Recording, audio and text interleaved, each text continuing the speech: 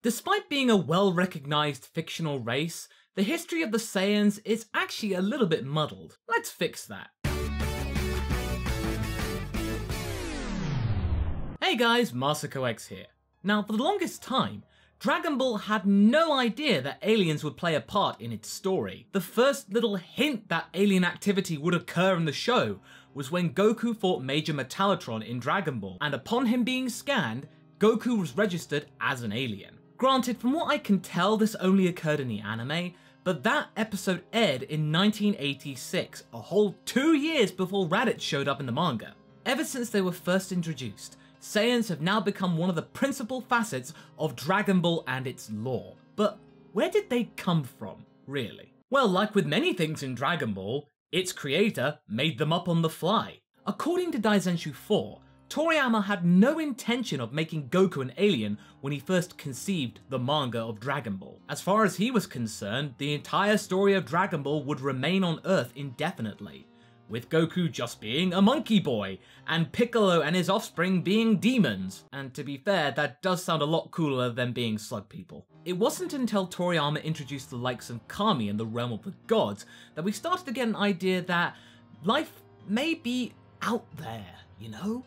As well as the first inklings of Goku's true origins appearing. Toriyama explains his thought process of creating new ideas in the Super History book for the 30th anniversary of Dragon Ball. I kind of liked forcing everything to come together, since that way it made it seem like I'd really thought deeply about everything. I don't plan things out right from the start.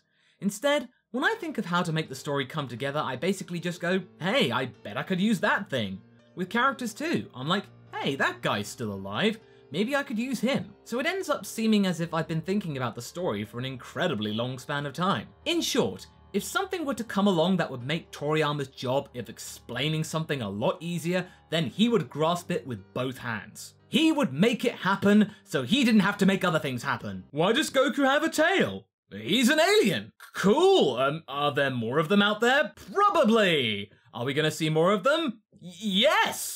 Enter Raditz, aka our ticket to space. This meeting between Goku and Raditz changed everything for fans in Japan. For us in the West, the impact of Goku being an alien wasn't as profound. For most of us, we discovered Dragon Ball with Z.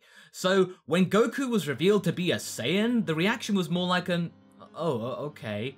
But in Japan, it would have been more like a, what? We had just met Goku. In Japan, this was huge. It took Dragon Ball to the stars and beyond. The Saiyans had truly arrived. However, this is where Toriyama's haphazard writing style comes back to bite him on the bum. As you might have noticed when watching early episodes of Z, especially in the Saiyan saga, the history of the Saiyans and how they came to be and why Planet Vegeta was destroyed was a little bit confusing upon watching later episodes. It changes a lot. And the dub didn't help by any means. Upon Goku and Raditz's first encounter, it was believed that the Saiyan homeworld was destroyed by a meteorite around 20 years ago. The dub incorrectly stated that it was only 3 years ago. Okay, so they were a fallen race struck by a natural disaster, right?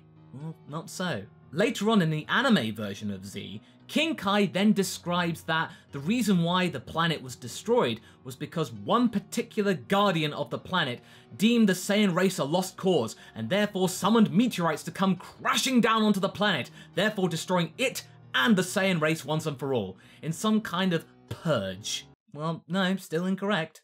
This isn't anyone's fault, really. This is just how Toriyama wrote at the time. Frieza was either a twinkle in his eye, or the whole explanation about meteorites was a red herring to fool us all. But in the end, it just comes across as a big plot hole they had to fill. But hey, we got Frieza out of it. That's a good thing. Speaking of Frieza, surely King Kai would have known of the existence of such a tyrannical emperor. He's supposed to be in charge of the North Galaxy and therefore would know if such a thing was going on in his backyard. So yeah, the whole meteorite shebang was then retconned to be some kind of false rumor that Frieza and his minions spread so as not to attract unwanted attention from other forces as well as any Saiyans scattered around the universe or in his employment. I'm looking at you, Vegeta, Nappa and Raditz. Well, alright, Masako, what is the history of the Saiyans then, if you say it's all so checkered? Well, be patient, I'll explain. Well, thanks once again to Daizenshuu 7, we can get a really good idea about the history of the Saiyans and their origins, because this guide was published in 1995, when the manga was coming to an end, and therefore any other information about Dragon Ball Z would not have been forthcoming. This is all we had for roughly 20 years. Also, big thanks to the user Magikarp46 for providing a website that has the entire 7th guide translated into English. I cannot tell you, this is a major find and I'll include a link in the description. Based on that translated guide, I can provide to you a history of the Saiyans to the best of my ability. What are Saiyans? How did they evolve? Well, based on said guide, the Saiyans may not necessarily be a race per se. They seem to be more like a specific tribe of another race, thanks to their somewhat homogeneous traits. When I say homogeneous, I mean that all Saiyans are basically the same. They don't have any proficiencies or skills or professions. There are no brilliant scientist Saiyans out there, as much as the Pioneer dub would lead us to believe. They're all warriors. This might also give us a clue as to why Goku, Bardock, Vegeta, King Vegeta, and many other Saiyans tend to look very similar to one another. There's a lack of diversity. So probably Saiyans would derive from an older race of humanoids which died out in some bloody battle for supremacy in which the Saiyans came out on top. Back on their days on planet Sadal, the original Saiyan homeworld. Survival of the fittest, the biggest, and the strongest. And primitive Saiyans were big. In the official Dragon Ball timeline, Saiyans first appear in pre-Age 238, which was of course the incident involving the legendary Super Saiyan, which wrought havoc across the universe due to its sheer power and lack of control. Of course, Saiyans were around before this event, because otherwise how would the legendary Super Saiyan have shown up? Maybe the Super Saiyan was part of the battle between the Saiyans and pre-Saiyans, you know, the other race that Saiyans spawned from. Because of this cataclysm, this left the door open for this warrior tribe to survive and thrive. Almost 800 years later, the Saiyans arrive on planet Plant in a mysterious spaceship, the origins of which have not been revealed in this guide or since. As we might be aware from the episode of Bardock's special manga and anime, planet Plant actually contained life. The Plantians, remember those big purple Hey Arnold-like monster things? They were the native species, in which they somehow evolved into what we now know as the Tuffles. Yeah, evolution works in mysterious ways. The Saiyans arrived on planet Plant in age 550, and for the best part of 170 years, the Saiyans and the Tuffles coexisted in a very unamicable way. Yes, I know, Tuffles are not present in the original Dragon Ball manga, but the Tuffles, or more better known the Sufurians in the Japanese dub, based on a pun of fruit, you know, fruit, vegetables, on planet Plant, they do make it into the official timeline, so make of it what you will. In those intervening 170 years, Saiyans didn't really evolve all that much. That's most likely thanks to their homogeneous lifestyle. There was no innovation, there was no progress or discovery. They just survived, hunted animals and ate, and mated, and ate, and just fought. Because of that, the Tuffles were the superior race. Until one day, in age 720, the Saiyans struck. They banded together, and despite their small numbers, they were far more powerful than the Tuffles could have imagined. If this event took place under normal circumstances, the Tuffles might have been able to survive this attack thanks to their scouters and therefore plan a strategy. But an incident happened that only happens on planet Plant once every 100 years, or in the case of the dub, every 8 years, and that's incorrect. A full moon. We all know what happens to Saiyans underneath the full moon. They turn into the mighty great ape, or Uzaru. Ooh! Despite the low number of Saiyans, the 10 times multiplier for each and every single Saiyan that was exposed to moonlight was too much for the Tuffles to bear, and they were promptly wiped out. Now this is where things get weird. Saiyans then quickly evolved. The past 170 years of them living in dirt hovels and wearing fur loincloths, that was behind them now. Now was the time for the Saiyans to establish themselves as a prosperous monarchy, race, and banner in which the other races in the universe would then tremble in fear. They would establish this by conquering other planets, taking their assets, and using them for their own gain. But their homeworld needed a name change, something to reflect Saiyan pride. How about after their current king or leader, Vegeta? Planet Vegeta! The translated guide goes into deeper detail about how Saiyans were able to establish a monarchy-like system in such a short space of time. The Saiyans established a total monarchy state with a single king at the top. The throne was a hereditary system, where generations of kings inherited the name of King Vegeta.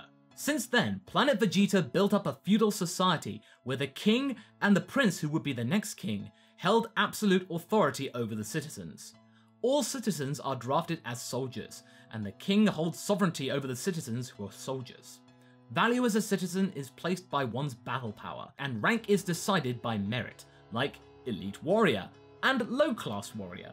The nation itself was a societal composition like that of a military organization. Oh, so King Vegeta is a title rather than a name. So therefore Vegeta's name is more like a title, Prince Vegeta. And also, wow, they didn't mess around. Now granted, the basic concept of princes and kings and evaluating warriors based on their power is something that might have been conceived during their time in the dirt hovel, but everything else? I would imagine that was most likely down to the Tuffle's remaining technology and infrastructure. They would have learnt it. The Saiyans were reborn. So how were they able to understand and learn the Tuffle technology so fast then? Well, remember, Saiyans are quite smart when it comes to battle plans. If the right conditions were met and they were able to adapt to their surroundings, I think Saiyans could be a rather formidable force when it comes to intelligence, if they were able to apply themselves properly. So okay, they evolved in 10 years but not in 170, how did that work? Well, they had little to no stimulation, what do you expect? How can a tribe grow if there's nothing to drive them? Now they've got something to be driven by. They spent almost 2 centuries looking on as the Tuffles grew and prospered. Not now though. In less than 2 decades, Planet Vegeta was a totally different world. Or more like X-World. Age 737 saw its demise by the hands of Lord Frieza after many acts of insubordination, mostly by their likes of Bardock. That and the lingering threat of the legendary Super Saiyan fresh in Frieza's mind. He didn't want to take any chances. Well, how did it get to that point then? Well, luckily, the guide explains this too. Between the ages of 720 and 731, the Saiyans began to explore space using their brute strength as their biggest bargaining chip. They quickly gained a reputation as being one of the galaxy's best type of mercenaries. They lived to fight, they yearned to fight, they were guaranteed to put in a good performance and get plenty of bang for your buck. Now at the time of the Saiyan saga, the anime missteps this next event. In age 731, it is shown that the Saiyans and a race known as the Arcosians established an alliance that involved technology, money, and of course, strength. The Saiyans brought that to the table. The Arcosians apparently had great wealth and tech, but a cruddy homeworld, so they needed a new one. Enter the Saiyans. So are the Arcosians mentioned in Daizenshuu 7? Well, nope. There's not a single mention of them. The name Arcosian came purely from the dub. The guidebook instead lists this event as the moment when the Saiyans and Frieza united, and therefore another unholy alliance began. This alliance was indeed profitable and prosperous for the Saiyans, but the harmony did not last long. 4 years later, in age 735, Saiyan forces began to voice their protestations towards Frieza. They weren't their own civilization anymore. They were just pawns in Frieza's galactic empire. What a joke! This also got to King Vegeta, because he echoed his people's sentiments, because hey, that old homogeneous lifestyle cannot be stamped out in a little under 15 years. You can't get rid of instinct that quickly. Ultimately, this leads to Bardock's rebellion in age 737, as well as King Vegeta's own little rebellion in front of Lord Frieza, which did not go well and resulted in a war between Frieza's forces and the Saiyans, which is probably one of the shortest wars in the galaxy's history. 1 death ball was all it took to settle the score. So that's that. The basic history of the Saiyans according to the sources that we have as of now. It was a very weird and short rise to power. For hundreds of years, Saiyans stagnated, destined to live like cavemen until they eventually died out. but thanks to one night when the moon rose above them as they fought the Tuffles, their lives changed forever. In the space of a decade, they became a mighty force in the North Galaxy. They gained the attention of the galaxy's most infamous empire, and therefore an unstoppable force could have been established. The Saiyans and Frieza together as one, brains and brawn, the perfect combination. Sadly though, due to all this happening in such a short space of time, the old Saiyan lust for power and dominance got the better of them. They were anticipating that their relationship with Frieza was going to be something like their relationship with the Tuffles. History was threatening to repeat itself, something that King Vegeta and company would have none of. But unfortunately, history did not repeat their success. Frieza and the Tuffles are two very different animals, and as a result, the Saiyans were decimated. It's a really fascinating story, and it makes one wonder, how might the Saiyans have evolved if they never joined an alliance with Frieza, or even if they'd never left the old planet Sadal? Well, we can get sort of an idea due to the Saiyans of Universe 6, and particularly with Kaba. Might he and the Saiyans of Universe 6 resemble what the Saiyans of Universe 7 could have become? Well, hopefully we'll get to visit planet Sadal of Universe 6 in the fullness of time, but for now we can only speculate. So what do you guys think? Do you have a better understanding of the Saiyan race? Is there something I missed out? Leave a comment below and let's get this discussion going. Anyway, I hope you enjoyed this video. Until the next one, be sure to like and subscribe. Catch you later.